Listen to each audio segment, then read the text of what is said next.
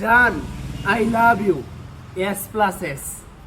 ভাই এটা কিন্তু আমার কথা না, এই যে দেখেন এটা কি লেখা দেখছেন, এই যে জান S plus S I love you. এনে আছে আবার সুরাইয়া, হ্যাঁ এনে আছে আবার সুহান হাসান, আবার নিচে আছে জান।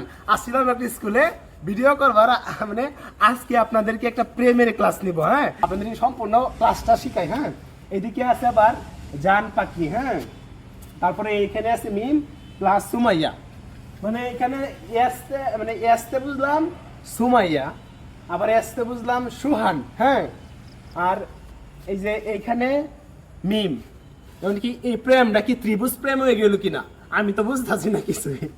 মানে এই বিষয়টা দেখানোর উদ্দেশ্য হইলো একটাই, ছোটবেলায় যখন আমরা মানে প্রাইমারিতে পড়তাম তখন যারা মনে করেন একজনকে পছন্দ করতো বা একজনকে ভালোবাসতো তখন কিন্তু এইভাবে দেওয়ালে নাম লিখতো।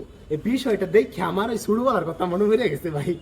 কেনা কেনা এরকম করছেন অবশ্যই কমেন্টে বলে যাবেন। জান আই লাভ ইউ।